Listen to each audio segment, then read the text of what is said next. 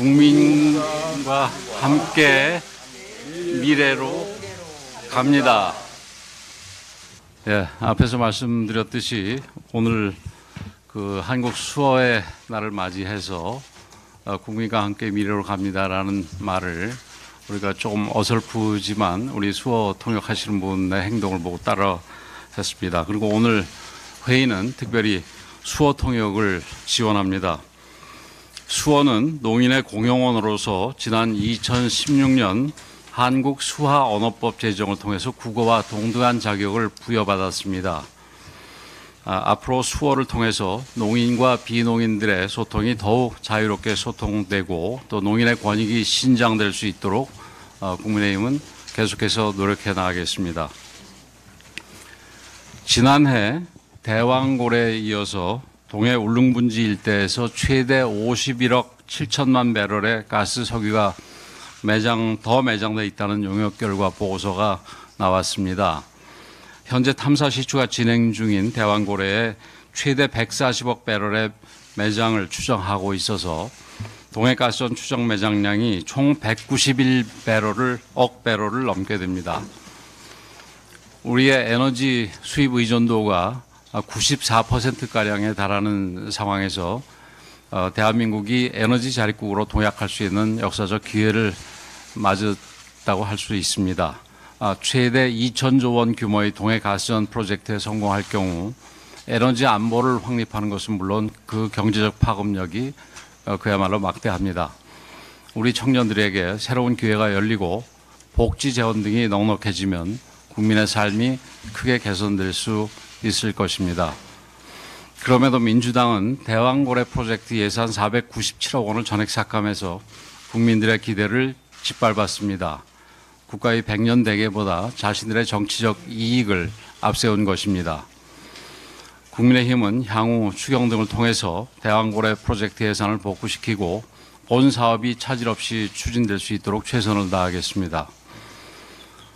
이처럼 국익에 도움되는 일은 사사건건 반대했던 민주당의 이재명 대표가 최근 들어 갑작스레 성장과 친기업을 내세우면서 우클릭을 하고 있습니다. 조변석계가 이재명 대표의 주특기라고는 하지만 말과 행동이 너무 다르니 민주당 지지자들조차 혼란스러워하고 있는 상황입니다. 불과 2주 전 민주당은 올해 당론으로 추진할 10대 입법과제를 발표했습니다. 여기에는 이 대표의 지역화폐 살포법이 포함되어 있었고 반기업 반시장적인 시장 법안들이 즐비했습니다. 기업의 합병과 분할 등의 과정을 노동조합에 먼저 통보하도록 하는 법안, 파견 근로자가 요구하면 기업 간의 계약사항까지 공개해야 하는 법안, 국회가 기업의 영업기밀을 무차별적으로 요구할 수 있도록 하는 법안까지 기업들의 목을 조르는 법안들이란 법안은 다 포함되어 있었습니다. 그래놓고 느닷없이 친기업을 외치니 어느 국민들이 이것을 믿겠습니까? 게다가 난데없이 AI 지원 추경을 하자고 하는데 이것도 앞뒤가 많지 않습니다. 여야가 합의한 조세 개편 논의를 일방적으로 멈춰 세운 건 다름 아닌 민주당과 이재명 대표였습니다. 기업들의 뒤통수를 후려치고 이제 와서 반창고를 붙여주는 격이라 아니할 수 없습니다. 분명한 건 정치인 이재명의 신뢰 자본은 이미 바닥이 났다는 것입니다. 말과 행동이 반대인데 어느 국민이 이 내용들을 믿겠습니까? 이재명 대표의 말 바꾸기가 정말 진심이라면 오늘부터 시작되는 2월 임시회에서 반도체 특별법, 첨단 에너지 3법부터 최우선적으로 처리해야 할 것입니다. 아울러 국정협의체에 참여해서 산적한 민생 법안들을 하루속히 통과시켜야 합니다. 지금 시급한 것은 조기 대선이라는 헛꿈이 아니라 민생 경제 회복입니다. 국민의힘은 흔들리지 않고 국민과 미래를 위한 책임을 다할 것입니다. 오늘 오후에 마은혁 후보자의 헌법재판관 임명과 관련된 헌법재판소의 권한쟁의 심판 선고가 예정되어 있습니다.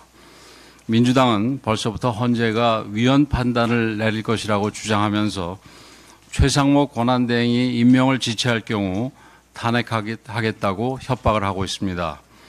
마은혁 후보자는 미국이 광주 시민 2,000명을 학살했다고 주장했던 인민노련의 핵심 멤버로 활동하는 등 극단적인 이념 편향을 보여온 인물입니다. 마은혁 후보자까지 헌법재판관이 된다면 재판관 9명 가운데 4명이 우리법 연구회 출신으로 채워지게 됩니다. 법원 내에 하나회라는 비판이 그냥 나오는 것이 아닙니다. 지금 많은 국민들은 헌재가 민주당과 한편이 되어 대통령 탄핵을 밀어붙이는 것이 아닌가 하고 의심하고 있습니다.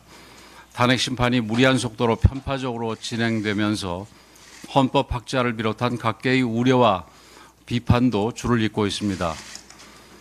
그러고도 대통령 탄핵 인용이 어려워 보이자 억지로 자기 편을 한 명 더 얹으려는 것은 아니냐는 의혹까지 커지고 있습니다. 이를 입증이라도 하듯이 마은혁 후보자 임명에 대한 국회의 권한쟁의 청구 심판도 부실과 졸속, 속도적으로 일관해 왔습니다.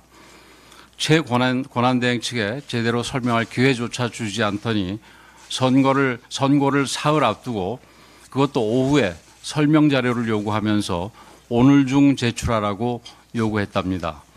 누가 봐도 지금 헌재의 모습은 정상적이 아닙니다. 더욱이 국회 의결을 거치지 않은 국회 명의의 권한쟁의 청구 자체가 법과 판례에 맞지 않는다는 지적까지 나오고 있습니다. 헌법재판소는 심각한 절차적 오류까지 있는 이번 심판에 대해 각하 결정을 내리는 것이 마땅합니다. 이번에도 헌법재판소가 법에 의한 판단이 아닌 정치에 의한 판단을 한다면 스스로의 존립 기반을 무너뜨리는 결과가 될 것임을 분명히 밝혀둡니다.